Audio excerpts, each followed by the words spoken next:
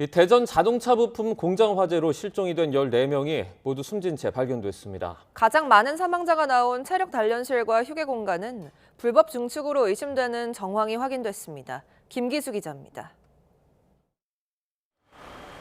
대전 자동차 부품 제조 공장 화재에서 남은 실종자 4명이 수색 이틀째에 추가로 확인됐습니다.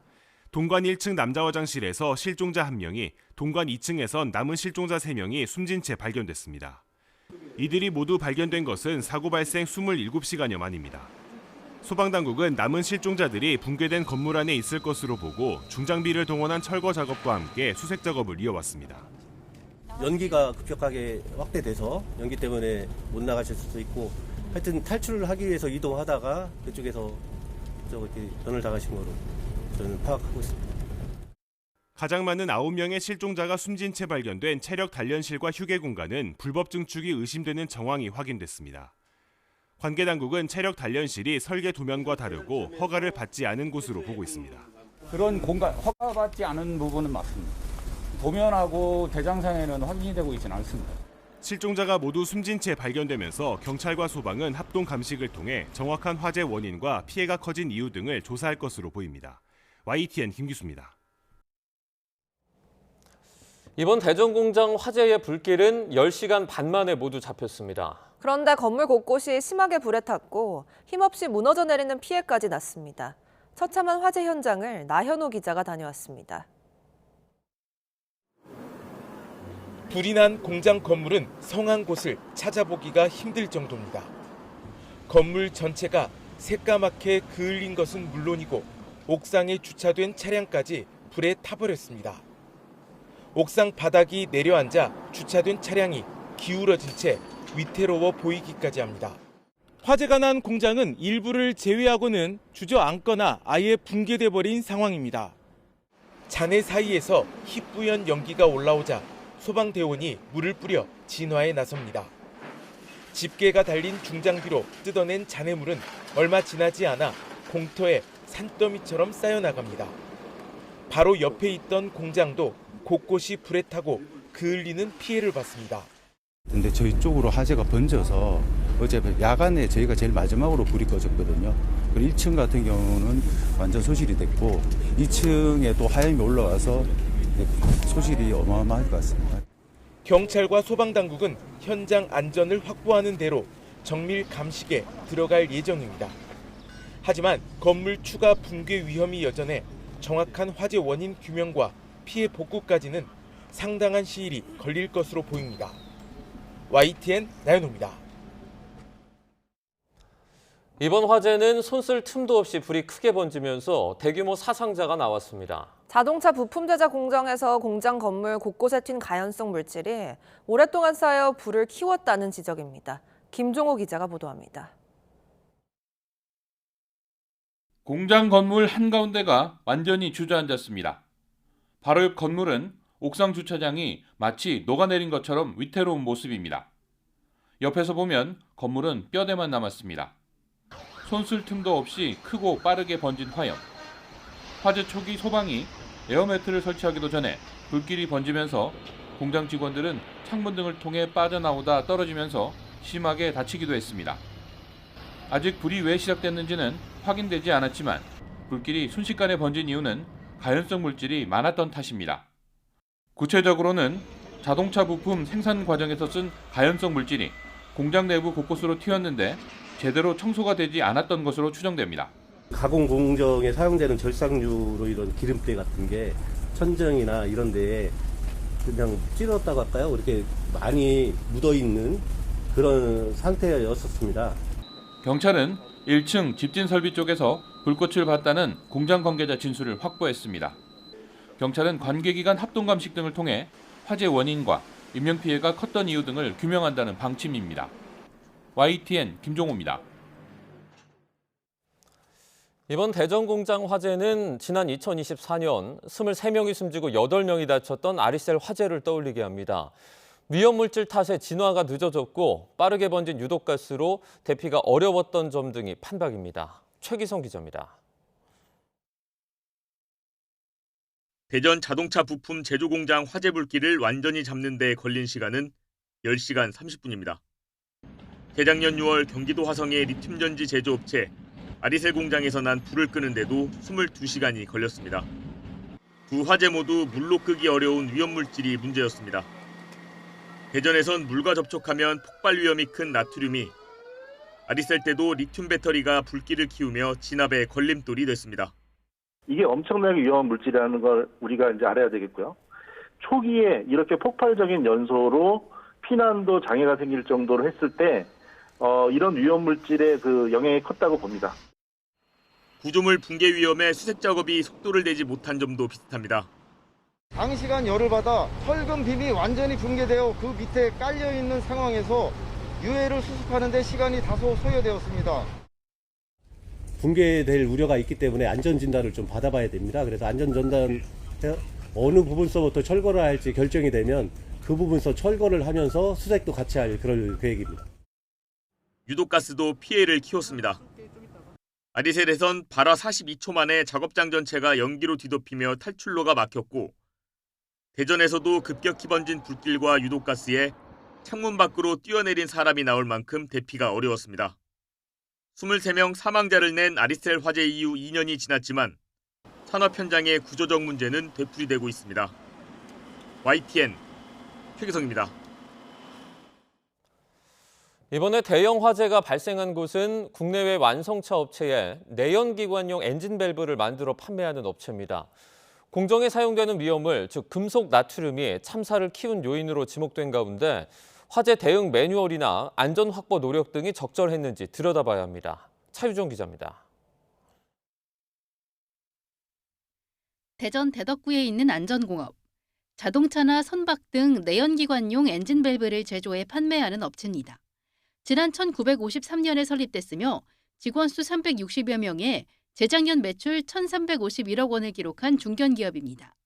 현대차 그룹의 주요 협력업체 가운데 한 곳으로 해외 완성차 시장에도 부품을 공급하고 있습니다. 지난해에는 국내 최초로 하이브리드 차량용 중공 밸브를 국산화해 1,000억 원어치 넘게 수출한 것으로 전해졌습니다.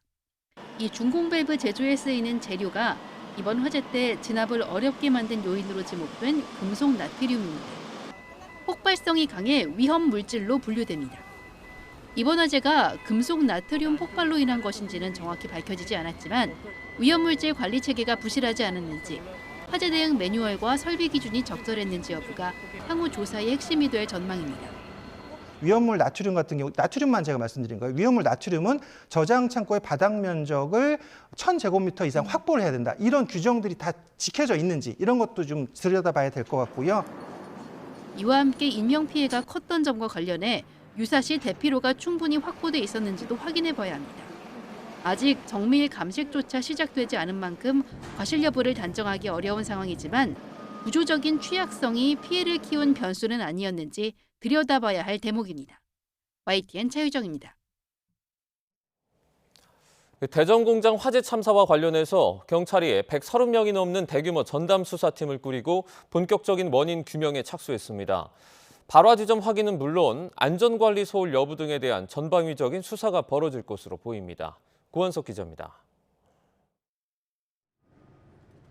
시커멓게 그을린 공장 건물 주위로 경찰 과학수사대원들이 분주하게 움직입니다. 경찰은 사망자 가운데 지문 확인이 가능한 한 명의 신원을 특정했습니다. 나머지 희생자는 DNA 감정을 통해 신원을 확인한다는 방침입니다. 지금 경찰에서 유전자 감식을 하고 있는데 그 유전자 감식하는데 시간이 좀 꽤 걸린다고 합니다. 그래서 지금 경찰은 발화 원인을 밝히기 위해 광역수사대와 과학수사팀 등 130명 넘는 전담 수사팀을 구성했습니다. 현재 생산동 1층 엔진 밸브 제조라인 부근이 유력한 발화 지점으로 추정되고 있습니다. 기계 과열이나 정기적 요인, 화학물질 취급 부주의 등 모든 가능성을 열어놓고 관계기관 합동 감식과 CCTV 분석을 진행합니다. 소방시설의 정상 작동 여부도 수사 대상입니다. 불에 탄 두개동은 샌드위치 패널로 지어진 조립식 건물입니다. 불길은 건물 사이 연결 통로를 타고 순식간에 번졌습니다. 경찰은 이때 화재 경보 설비가 제대로 작동했는지 중점적으로 들여다보게 됩니다. 또 화재 취약성에 대비한 소방장치가 제대로 마련됐는지도 조사하기로 했습니다. 검찰은 대전지검에 전담팀을 구성해 법리 검토를 시작했습니다.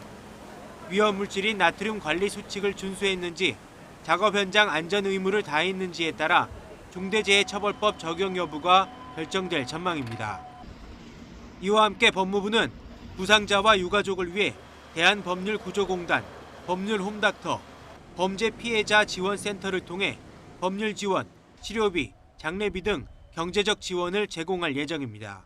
YTN 권석입니다. 이재명 대통령이 대전의 자동차 부품 공장 화재 현장을 방문해 피해 상황 등을 점검했습니다. 희생자 유족들도 만나 위로의 뜻을 전하고 지원을 약속했습니다. 강진원 기자의 보도입니다. 갑작스러운 화마에 폭삭 주저앉은 공장 건물 주변을 이재명 대통령이 둘러봅니다. 화재 진압에 이어 수습에 나선 소방대원들을 일일이 격려합니다. 특히 추가 피해가 발생하지 않도록 신경 써달라고 당부합니다. 1차 사고 안 나게 잘 챙겨주고 그렇게 하겠습니다. 불이 난 당일 가용 장비와 인력을 총동원하라고 지시한 이 대통령이 하루 만에 현장을 찾았습니다. 피해 상황과 구조 활동 등을 직접 점검하기 위해서입니다. 실종자 수색은 계속하고 있는 거예요? 그렇습니다. 이 대통령은 희생자 유가족들도 만나 위로의 뜻을 전하고 의견을 경청했습니다. 유족들은 자세한 사고 경위 설명과 신원 확인 시간 단축, 대전시청 내 분향소 마련 등을 요청한 거로 전해졌습니다. 이 대통령은 유족에게 사고 원인 등을 정례적으로 브리핑하라고 곧바로 지시했습니다. 또 경찰과 고용노동부가 합동으로 운영하는 정부 조사단에 보안 사항을 유지하는 선에서 유족 한두 명도 임석하도록 했습니다. 화재 원인의 윤곽이 드러나면 재발 방지 대책도 본격적으로 논의할 거로 보입니다. YTN 강준원입니다. 대전 공장 화재 참사와 관련해 관계기관이 진행할 합동감식에 유가족이 참여할 수 있게 됐습니다.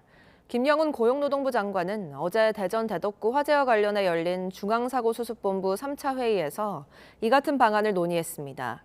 또 대전지방고용노동청장을 소통 담당관으로 지정해 상시 소통이 가능하도록 했고, 사고 목격자나 동료 노동자들을 대상으로 하는 트라우마 상담도 지원할 예정입니다. 여야 대표도 대형 인명피해가 발생한 대전 공장 화재 현장을 찾았습니다. 사고 수습을 위해 국회 차원에서 지원을 아끼지 않겠다고 약속했는데요. 들어보시죠.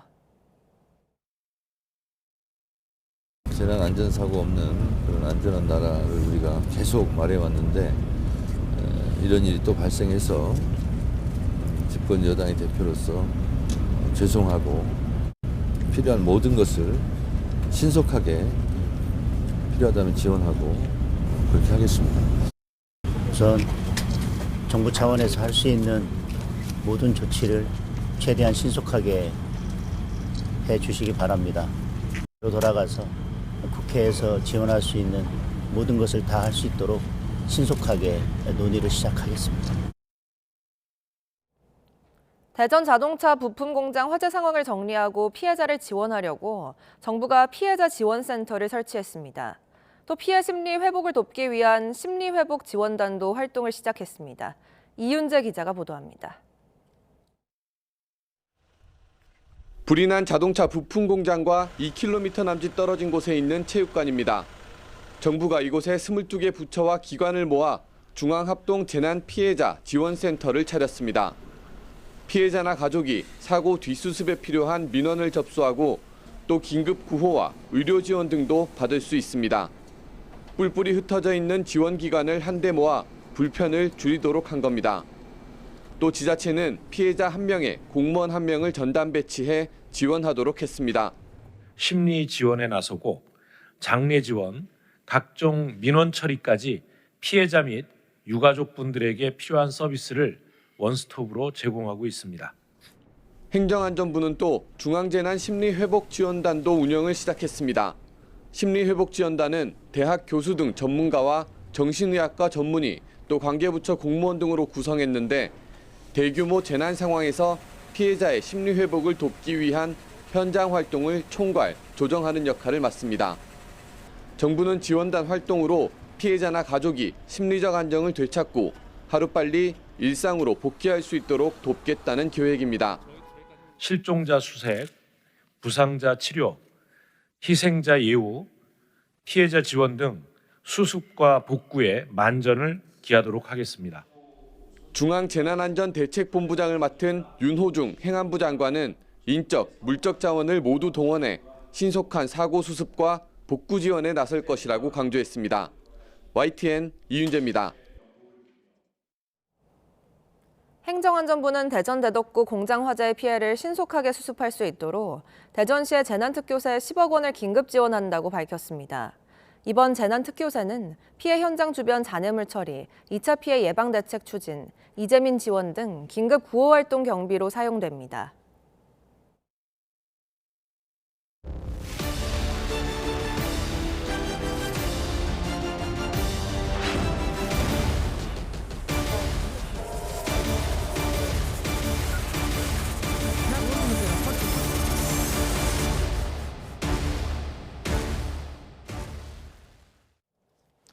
네, 중동 사태 전해드립니다. 이란이 인도양에 위치한 미영 합동 군사기지를 향해서 미사일 2발을 발사했습니다. 중동 지역을 넘어선 첫 공격인데 이란 매체는 적들을 위협하는 중대한 시도라고 자평했습니다. 박영진 기자입니다. 연일 이스라엘을 향해 미사일 공격을 퍼붓고 있는 이란. 중동 지역을 넘어 인도양에 위치한 미영 합동 군사기지인 디에고 가르시아를 향해서도 탄도미사일 2발을 발사했다고 이란 메흐르 통신이 현지 시간 21일 보도했습니다. 그러면서 이란 미사일의 사정거리가 적들이 이전에 상상했던 범위를 넘어섰음을 보여주는 중대한 조치라고 평가했습니다. 디에고 가르시아는 미군이 폭격기와 핵 잠수함, 유도미사일 구축함을 주둔시키는 전략적 거점으로 이란에서 약 4,000km 떨어져 있습니다. 아바스 아라그치 이란 외무장관은 지난달 미사일 사거리를 2,000km로 제한해왔다고 밝혔는데 이번 미사일은 이란이 더 먼 곳까지 타격할 수 있음을 보여준 것입니다. 미 월스트리트 저널도 미사일이 기지에 명중하진 않았지만 이번 발사는 이란이 중거리 탄도미사일을 실전 배치한 첫 사례였다면서 중동 지역을 훨씬 넘어 미국을 위협하려는 중대한 시도였다고 평가했습니다. 이란군은 전 세계 어디에도 적들에게 안전한 곳은 없다며 위협을 이어갔습니다. This is a threat that analysts have been warning about, that Iran could return to using militant attacks abroad in areas anywhere in the world to try to advance its goals in coming out on top in this war. 한편 중동 지역 미군 기지들이 이란의 공격으로 최소 8억 달러, 우리 돈 1조 2천억 원 규모의 피해를 봤다는 분석도 나왔습니다. YTN 박영진입니다. 이란이 미국의 나탄즈 핵시설 공격에 대한 보복으로 이스라엘에 핵시설이 있는 것으로 알려진 남부 도시에 미사일을 쏴 30여 명이 다쳤다고 외신들이 보도했습니다. AFP 통신에 따르면 이스라엘군은 이란 미사일이 남부 도시 디모나의 한 건물에 떨어져 33명이 다쳤다고 밝혔습니다. 이 가운데 10대 소년과 30대 여성은 중상이며 현장은 큰 피해와 혼란에 휩싸였다고 현지 응급구조대는 전했습니다. 이란 국영TV는 이번 공격이 핵시설 공격에 대한 보복이라고 밝혔습니다. 이란과 이스라엘 전쟁이 4주째로 접어들면서 이제는 종교 성지까지 위협을 받고 있습니다. 예루살렘 구시가지에 미사일 파편이 떨어졌고 이란군은 전 세계 관광지에서 요인 암살 작전을 펼치겠다고 위협했습니다. 요르단 암만에서 권준기 특파원입니다. 예루살렘 구시가 언덕을 때린 검은 연기가 성벽까지 덮칩니다. 유대교 성지인 통곡의 벽과 바위의 도무로 향하는 길목에 미사일 파편이 떨어진 겁니다. 유대인들의 고대 성전이자 이슬람교 창시자 무함마드가 승천한 알 아크사 성지에서 500m도 채 떨어지지 않은 곳입니다. I saw a cannonball just falling above me. And it fell about 200 meters west of me, and heard a real big explosion. 대문 앞에 내리꽂히는 불덩어리. 이스라엘과 국경을 맞댄 요르단 암만에서도 미사일 파편이 덮쳤습니다. 꼬리 날개가 선명한 4-5m 크기의 금속 동체는 땅에 떨어진 뒤에도 화염에 휩싸여 타올랐습니다. The windows shake. I thought that our house would fall. It was very strong. And you know, you don't expect that they fall here in the neighborhood. 이곳이 미사일 파편이 떨어진 장소입니다. 지금은 파편을 모두 치웠지만 이렇게 쇠로 된 벽면이 뚫린 흔적이 그대로 남아 있습니다. 이스라엘과 주변국으로 미사일과 드론을 계속해서 날리고 있는 이란군은 미국과 이스라엘 주요 인사들을 추적해 제거하겠다고 위협했습니다. 특히 전 세계 관광지를 가리지 않고 암살 작전을 펼치겠다며 어느 곳도 안전하지 않을 거라고 경고했습니다. سردار شکارچی گفت از این پس بر اساس اطلاعاتی که از شما در اختیار ماست گردشگاه‌ها، تفرجگاه‌ها و مراکز سیاحتی و تفریحی در جهان نیز برای شما امنیت نخواهد داشت. 이란의 새해 명절을 맞아 신년사를 낸 새 최고 지도자 모주타바는 올해 적들에게 굴욕을 안기겠다며 국민에게 단결을 호소했습니다. 요르단 암만에서 YTN 권중기입니다. 이스라엘군이 이번 주 미군과 합동으로 이란에 대한 공격 강도를 크게 높이겠다고 밝혔습니다. 카츠 이스라엘 장관은 현지 시간 21일 군 고위 관계자들과 전황평가 회의를 마친 뒤 이같이 밝혔습니다. 카츠 장관은 이란 정권의 지휘부를 무력화하고 전략적인 역량을 저지하기 위해 이 공세를 이어가기로 결정했다면서 이스라엘과 영내 미국의 이해관계에 대한 안보 위협이 제거될 때까지 멈추지 않을 것이라고 말했습니다. 이슬람 최대 명절 이드 알피트르가 연휴 사흘째를 지나고 있습니다. 하지만 중동 곳곳에는 축제 분위기 대신 전쟁의 그늘이 드리워진 모습입니다. 오만 무스카트에서 김혜린 기자가 보도합니다. 비 내리는 레바논 베이루트 거리에 피란민 텐트들이 늘어섰습니다. 이슬람 최대 명절 이드 알피트르가 사흘째 이어지고 있지만 거리에서 맞이하는 명절은 예전과는 사뭇 다릅니다. 이란 전쟁이 터진 뒤 집을 잃은 레바논 피란민은 100만 명을 넘어선 것으로 추산됩니다. هيدا العيد أكيد بيختلف عن العيد اللي قبل. كان قبل ظروف بتختلف ببيت. أولادي كانوا تيابهم للعيد جداد. حياتهم أكيد مختلفة. وفي فرق كتير بين ما إنه نكون بالبيت ونكون بخيمة وعفوا بباص. في فرق ما نكون مجهزين لنروح على مدينة الألعاب. 주변의 죽음과 비극을 지켜봐야 하는 이들에게 명절은 더 큰 고통으로 다가옵니다. ما في واحد يقول لي معيد وانسان مصاب ولد صغير ميت او مستشفى. يعني انت اذا بتنظر لهيك مناظر ما عادش بتذكر حالك انت مش عايش. راح عيد معنا، راح كل شيء اسمه حياة حلوة. 이란의 공습이 이어지고 있는 사우디아라비아에서도 시민들이 모스크에 모여 평화를 빌었습니다. جانا والحمد لله دولتنا مستقرة وحافظة على شعبها وفي أمن وأمان واللهم زدنا من أمن وأمان. 명절을 맞아 아프가니스탄과의 교전을 중단한 파키스탄에선 전쟁을 멈춰야 한다는 목소리가 이어졌습니다. और दूसरी बात ये कि मैं ये कहना चाहूँगा कि जो इजराइल में और ईरान में जंग चल रही है जल्द अज जल्द जंगबंदी होनी चाहिए और एक अमन का पैगाम है ईद का दिन है खुशियों का दिन है दुनिया भर में खुशियों का और अमन का पैगाम जाना चाहिए. 슬픔은 미국 내 무슬림 공동체로도 번졌습니다. Today there's a vicious war as I speak. People are being bombed and killed. We are unfortunately living during times that are extremely sad and bring a tremendous amount of sorrow, trauma, and grief to our community, especially as we watch our ancestral homelands suffer tremendous loss and destruction. 닷새간의 긴 명절 연휴에도 불구하고 중동 전역에는 포성 속에 무거운 정적만 감돌고 있습니다. 오만 무스카트에서 YTN 김혜린입니다. 이란에 대한 군사작전이 22일째로 접어든 가운데 미군이 호르무즈 해협을 위협하는 이란의 군사력을 약화시켰다고 발표했습니다. 미 중부사령부 브랜드 쿠퍼 사령관은 현지 시간 21일 SNS에 올린 영상에서 이번 주 초 이란 해안선을 따라 있는 지하시설에 약 2.3톤짜리 폭탄을 여러 발 투하했다고 밝혔습니다. 쿠퍼 사령관은 해당 시설이 국제해운을 위협하는 대함 순항 미사일과 이동식 미사일 발사대 등을 은밀히 저장하는 데 쓰여왔다고 설명했습니다.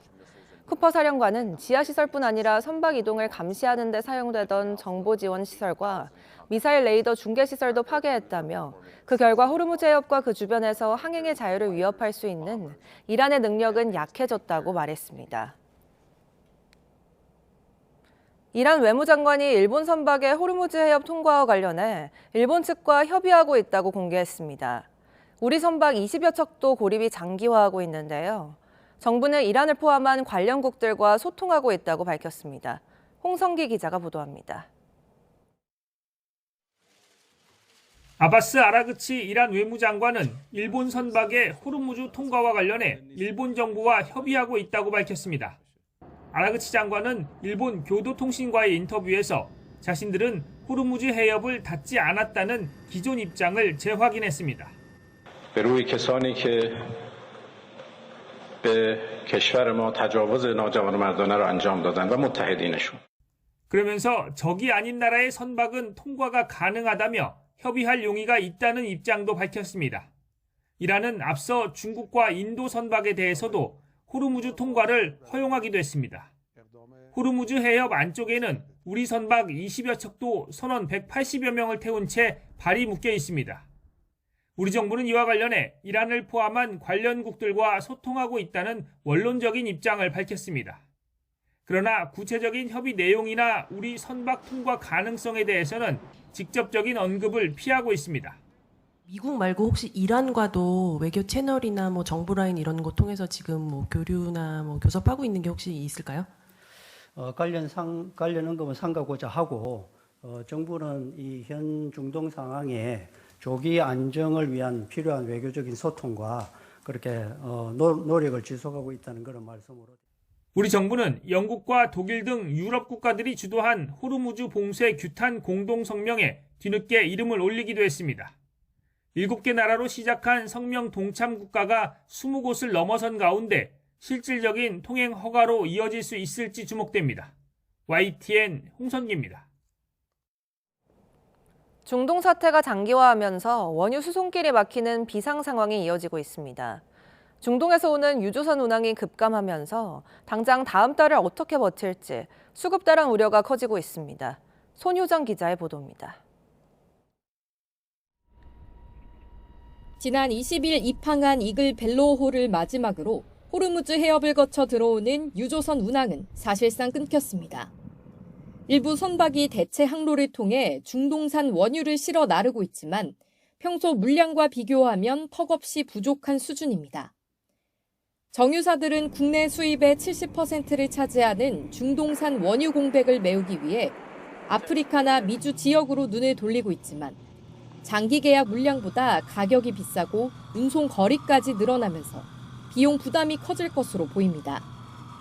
당장 계약을 맺더라도 운송에만 20일 이상 걸리는 만큼 신규 물량은 5월에야 국내에 들어올 전망입니다. 예상개월 전에 이미 계약돼 있는 물량이고 지금 계약한다 하더라도 빨라지 5월 달에나. 결국 4월 한 달은 기존 재고를 소진하며 버틸 수밖에 없는 상황. 하지만 가장 최근 공개된 원유 재고는 많아야 2주 남짓 사용할 수 있는 물량입니다. 정부는 아랍에미리트에서 원유 2,400만 배럴을 확보했지만 군사적 긴장 속에 실제 도입 시점은 불확실합니다. 비축유 방출 역시 시기와 규모를 두고 신중하게 고민하고 있습니다.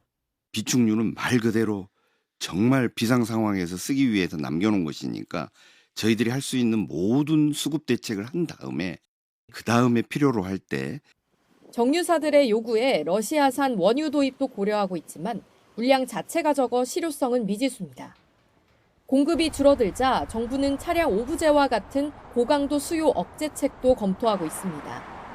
다만 석유 최고 가격제로 가격을 인위적으로 낮춰 수요가 충분히 줄지 않은 상황에서 정책 간 엇박자 우려도 나옵니다. 가격을 시장에 의해서 결정이 되게 하는 것이 그래도 국내 석유 제품에 대한 소비를 줄여서 원유 재고가 급격히 소진되고 이러는 것을 오히려 막는 합리적인 방법이거든요. 이란 사태가 길어지면서 다음 달 원유 보릿 고개가 현실화할 거란 우려가 커지고 있습니다. YTN 손유정입니다. 미국, 이스라엘과 이란 간 전쟁이 이어지는 가운데 호르무즈 해협에는 상당수 민간 선박들이 고립돼 있습니다. 이들은 GPS 교란 등 대규모 전자전에 노출돼 항행에 어려움을 겪고 있습니다. 김은별 기자의 보도입니다. 지난 7일 호르무즈 해협 인근 선박들의 위치 신호를 파악한 지도입니다. 특정 구역에 선박들이 몰려있는 것처럼 보입니다.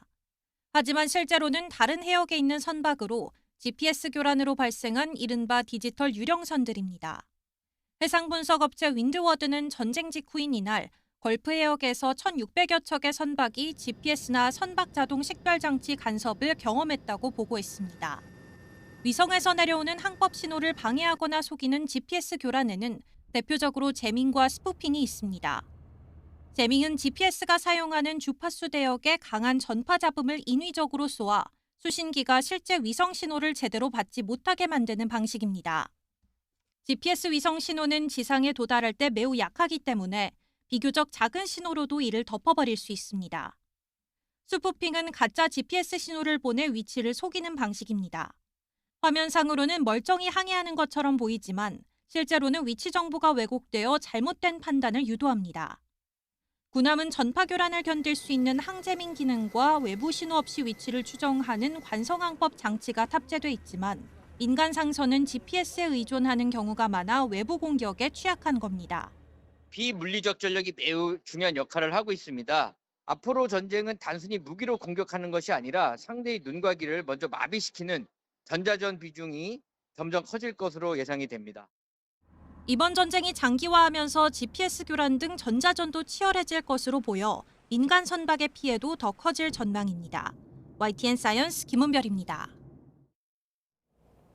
김정은 국무위원장의 딸 주혜의 사격 모습을 보도했던 북한 매체들이 이번엔 전차 조종석에 앉은 모습까지 공개했습니다.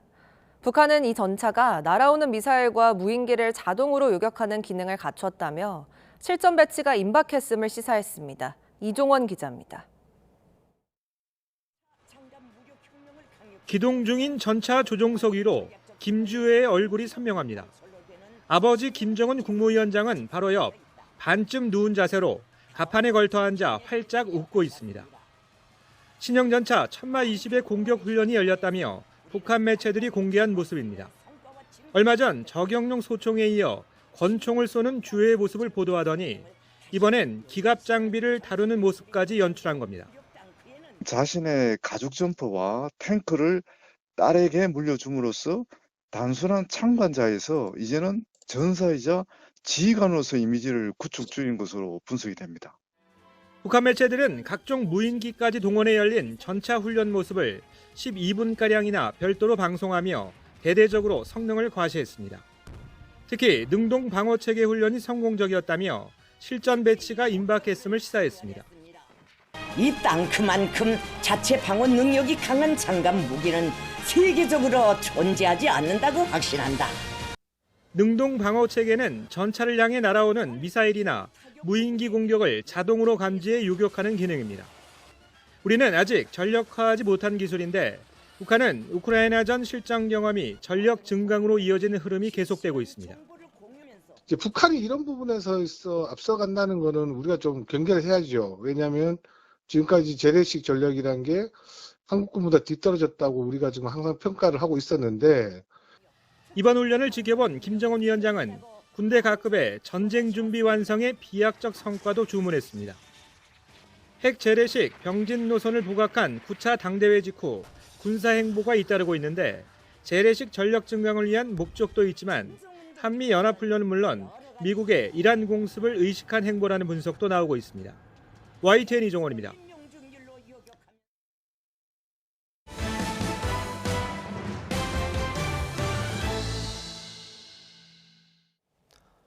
공소청법에 이어서 중대범죄수사청법까지 범여권 주도로 국회 본회의를 통과하면서 검찰청 폐지 후속 입법이 일단락됐습니다.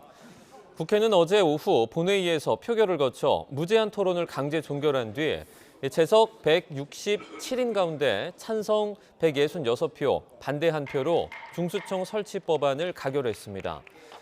중수청법은 오는 10월 검찰청 폐지에 맞춰서 행안부 장관 소속으로 중수청을 설치하고 부패와 경제, 마약 등 6대 범죄를 전담 수사하도록 하는 게 주요 내용입니다. 특별사법경찰관에 대한 검사의 수사 지휘권을 삭제하는 공소청법 개정안이 국회 문턱을 넘으면서 관련한 우려도 커지고 있습니다. 관리 감독 공백이 부실 수사로 이어져 국민의 피해로 돌아올 거란 비판이 나오고 있습니다. 박광렬 기자입니다. 배달음식 전문점 냉동고를 열자 쓰다 남은 생선머리, 직원이 먹다 남긴 식재료 등이 가득합니다. 먹거리 안전이나 의약품 관리, 환경오염 등 제한적인 분야의 수사권이 부여된 공무원, 특별사법경찰관의 활동 모습입니다.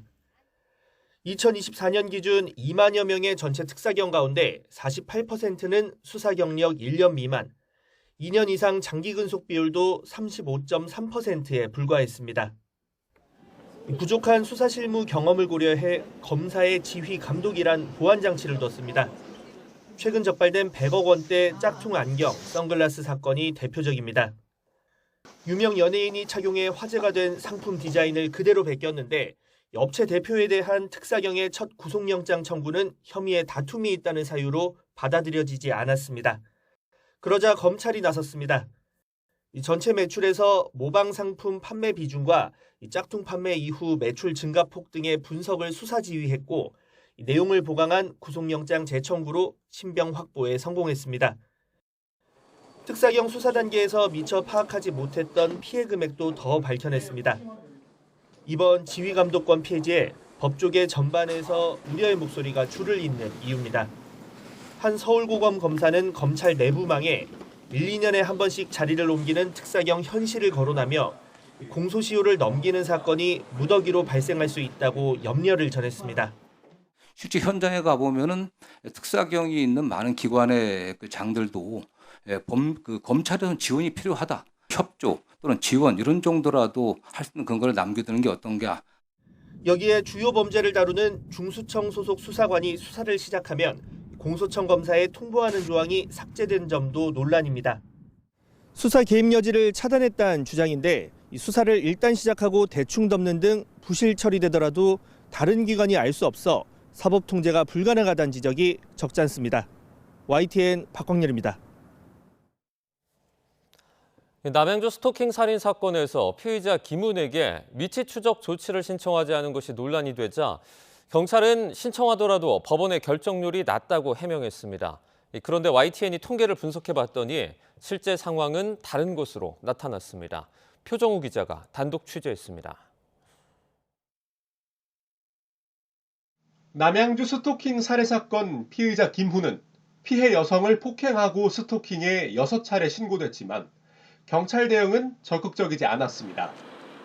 특히 스토킹 가해자가 피해자에게 1km 이내로 접근하면 300m마다 경보가 울리는 잠정 조치 3호의 2를 신청하지 않은 걸로 확인돼 비판이 커졌습니다. 이에 대해 경찰은 잠정 조치 3호의 2의 경우 법원에 신청해도 결정률이 30% 수준으로 낮아 이를 건너뛰고 더 강력한 4호 신청을 준비 중이었다고 해명했습니다. 하지만 YTN이 통계를 분석한 결과 실제 사정은 달랐습니다. 스토킹 잠정 조치는 1, 2, 3호와 3호의 2 그리고 4호로 구성되는데 경찰이 말한 낮은 결정률은 가해자를 유치장이나 구치소에 가두는 잠정 조치 4호를 함께 신청했을 때의 결과였습니다. 2024년과 2025년 경찰의 잠정 조치 신청 건수와 법원이 이를 인용하거나 직권으로 잠정 조치를 결정한 건수를 비교해 보았습니다. 우선 경찰이 5개 잠정 조치를 함께 신청한 경우를 보면 신청 622건, 법원 결정 89건으로 결정률은 14%에 그쳤습니다. 경찰이 3호의 2와 4호, 2개 조치를 동시에 신청한 경우도 비슷했습니다. 신청 319건, 결정은 69건으로 결정률은 약 22% 수준이었습니다. 하지만 4호를 빼면 상황은 달랐습니다. 잠정 조치 1, 2, 3호와 3호의 2를 함께 신청한 경우는 142건이었는데 법원 결정 건수는 이보다 많은 163건이었습니다. 경찰이 신청하지 않았는데도 법원이 직권으로 결정한 경우까지 포함된 수치로 결정률이 100% 넘게 나타났습니다. 결국 이번 사건에서도 1, 2, 3호와 함께 3호의 2까지 신청했다면 법원이 받아들일 가능성이 충분했을 걸로 보이는 상황. 경찰이 사태의 심각성을 파악하지 못한 채 안일하게 대응한 거 아니냐는 지적이 나오는 가운데 전문가들도 경찰이 기존 제도를 더 적극적으로 활용해 피해자 보호에 빈틈이 없어야 한다고 말합니다. YTN 표정우입니다.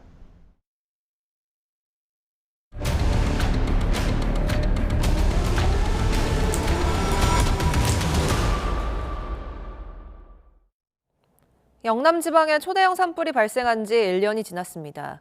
올해도 건조한 날씨 탓에 겨울부터 산불 발생과 규모가 컸는데요. 전문가들은 이미 겨울 산불의 공식이 깨졌다며 올봄에도 지난해와 같은 산불의 악몽이 되풀이될 수 있다고 경고했습니다. 김민경 기자의 보도입니다. 짙은 연기와 함께 산림이 순식간에 불길에 휩싸입니다. 지난달 경남 밀양에서 발생한 산불은 1시간 만에 10헥타르 이상으로 번졌습니다. 겨울 산불치고는 굉장히 확산 속도가 빨랐습니다. 겨울 산불은 발생 건수에 비해서 피해 면적이 작은 특성이 있는데 이 공식이 깨졌습니다. 겨울 산불의 특징도 예년과 달랐습니다. 올해 1, 2월에 발생한 산불은 153건으로 10년 평균 117건을 크게 웃돌았습니다. 과거에도 2월에 대형 산불이 난 적은 있었지만 올해처럼 잇따른 경우는 이례적입니다. 문제는 산불 위험이 이제부터 더 커진다는 점입니다. 최근 10년 평균을 보면 3월 산불은 138건, 4월은 113건으로 2달 사이 발생 건수가 1년의 45%를 차지합니다. 보통 3월부터는 기온이 올라가면서 습도가 낮아지는데요. 낙엽과 대기 사이의 수증기압 차이가 커지면서 연료에 포함된 수분이 대기 중으로 빠르게 증발이 됩니다. 이러한 이유로 봄철에는 산불이 발생하기도 쉽고 확산되기도 쉬워서 산불 위험이 굉장히 크다고 볼 수 있습니다. 봄철 기상 조건도 산불 확산을 키웁니다. 봄철에는 남쪽은 고기압, 북쪽은 저기압인 이른바 남고북저 기압 배치가 자주 나타납니다. 이 때문에 서풍이 강해지면서 동해안과 영남 지역에는 강풍이 몰아칠 가능성이 큽니다. 특히 지난해 3월 영남 지역에서 역대 최악의 초대형 산불이 발생했습니다. 올해는 간간히 비나 눈이 내리고 있지만 영남 지역은 지난해와 비슷하게 여전히 매우 건조한 상태입니다. 이미 올해도 대형 산불이 2차례나 발생한 상황. 전문가들은 산불 원인의 대부분이 사람의 부주의에서 시작되는 만큼 작은 실수가 올봄 또 한 번의 악몽으로 이어질 수 있다며 각별한 주의를 당부했습니다. YTN 김민경입니다. 산불로 삶의 터전을 송두리째 잃은 이재민들의 시계는 여전히 그날에 멈춰 있습니다. 상당수가 생업을 잃어 새집도 짓지 못했고 마음의 병까지 깊어지면서 지역사회 붕괴마저 우려됩니다. 김근우 기자가 보도합니다.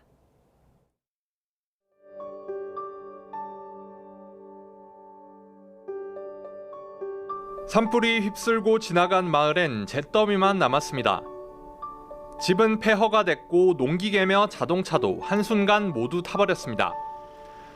그로부터 1년, 개성 있던 마을은 모두 똑같이 생긴 임시주택 단지로 바뀌었습니다. 이재민들은 여름에 찜통, 겨울엔 냉동실 같은 좁은 컨테이너에서 꼬박 한 해를 버텼습니다. 생활을 하면 뭐 더울 때는 뭐 저 에어컨은 많이 틀어야 되고 추우면 또 전기는 많이 켜야 되고 이리 있겠네면 불편하지 뭐. 새 집은 짓지를 못하니까 그 돈까지 못지. 조금 돈이 나와도 좀 써보고.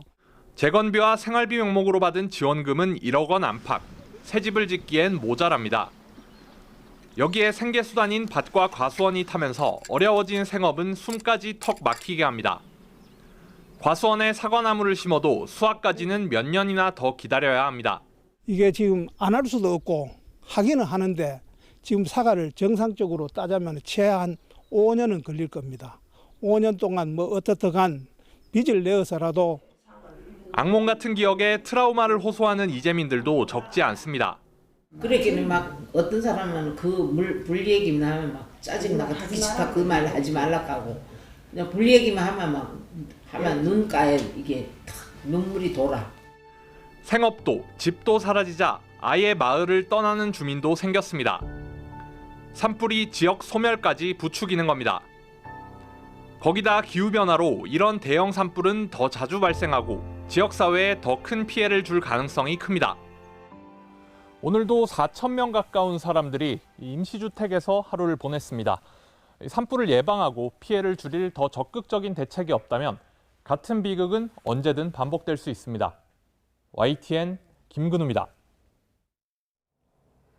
어제 저녁 BTS가 광화문에서 3년여 만에 완전체로 컴백해 성공적으로 무대를 마무리했습니다. 기다렸던 BTS를 만난 외국인 팬덤, 아미들은 여운을 즐기러 이태원 등 번화가를 찾기도 했는데요. 다행히 큰 혼잡은 없었습니다. 유서연 기자가 보도합니다. 늦은 저녁 서울 이태원 거리. 일본에서 온 아미 케이코와 키미 씨 손에는 방탄소년단 굿즈가 들려 있습니다. 광화문 광장에서 열린 방탄소년단의 컴백 공연 관람을 마치고 곧바로 이태원 번화가로 자리를 옮겼습니다. 정국이가 ご飯食べにいつもイテウォンに行ってるので、そのお店に行きたいと思います。 중국인 아미도 멤버 정국이 갔던 고깃집을 성지순례하기 위해 이태원을 찾았습니다. 因为我们就是有几个人想一起去打卡田九国吃的那个烤肉。 기다렸던 만큼 더 쏜살같이 지나간 1시간. 아쉬운 마음을 안고 숙소로 돌아가는 팬들도 있었습니다. 我觉得演出特别好，然后感觉特别的开心，然后就是过得特别快，感觉没有看够。 앞서 경찰은 방탄소년단 공연 관람객들이 바로 귀가하지 않고 인근 명소를 방문할 수 있다고 보고 미리 대비에 나섰습니다. 서울 이태원역 사거리 주변으로는 펜스를 쳤고 공연이 끝나는 시각에 맞춰 이태원, 홍대, 성수 등 번화가 곳곳에 미리 경력을 배치했습니다. 다만 예상보다 공연에 몰린 인파가 크게 적었던 상황. 구청 직원들까지 대거 투입돼 바짝 긴장했는데 다행히 늦은 밤까지 별다른 혼잡은 없었습니다. YTN 유서연입니다.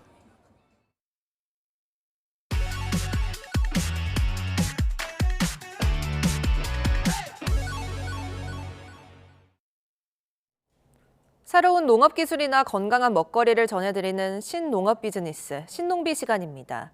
오늘은 미생물을 활용해서 만든 친환경 비료 이야기입니다. 오점곤 기자가 취재했습니다. 전라북도 정읍에서 방울토마토를 키우고 있는 스마트팜 농가. 양액을 통해서 토마토 재배를 하고 있는데 미생물을 활용해 만든 친환경 액상 비료를 첨가하고 있습니다. 올해는 저걸 쓰고 나서 생산량도 확실히 늘었고 이쁘게 잘 나왔죠. 색깔이? 네, 색깔도 이쁘게 잘 나오고 특히 뿌리 발육이 좋아진 것뿐만 아니라 건조 피해나 풋마름병 발생 등 이른바 환경 장애 피해가 크게 줄었다고 합니다.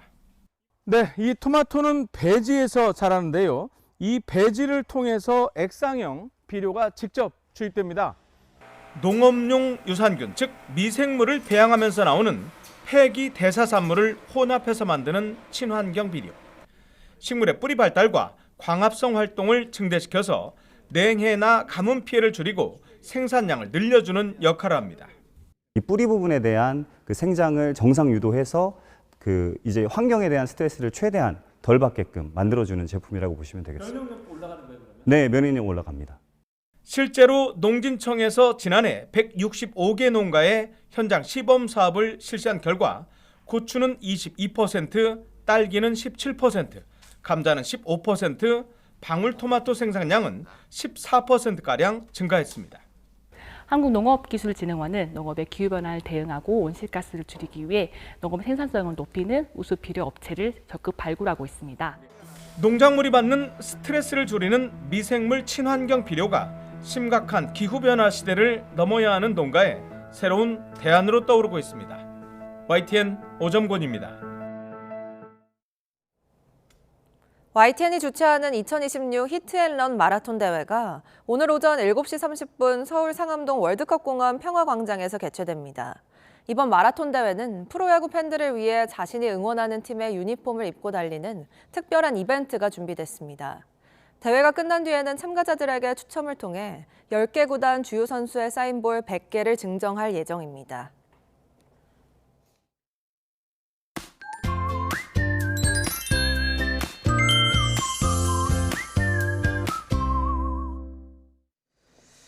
아침엔 쌀쌀합니다. 현재 서울 기온은 5.5도로 어제보다 높은데요. 낮에는 17도까지 올라서 어제보다 따뜻하겠습니다. 일교차가 10도 이상 크게 벌어지니까요. 겉옷 꼭 챙기시길 바랍니다. 하지만 대기질이 아쉽습니다. 오늘 서울과 경기 남부, 충남, 또 전북은 종일 공기가 탁하겠고 경기 북부와 충북, 광주는 오전까지 나쁨 단계가 예상됩니다. 강원 동해안과 영남 일부에는 건조주의보가 내려져 있습니다. 바람이 강해서 큰 불로 번질 수 있으니까요. 불조심해 주시길 바랍니다. 제주도는 오후부터 비가 조금 올 것으로 보입니다. 현재 기온 살펴보겠습니다. 춘천이 1.3도, 대구가 6.6도고요. 낮에는 지금보다 기온이 크게 오릅니다. 춘천이 18도, 청주와 대구도 18도로 예상되고 있습니다. 날씨였습니다. 뉴스타트 1부 마칩니다. 잠시 후 2부가 이어집니다. 시청해주신 여러분 고맙습니다.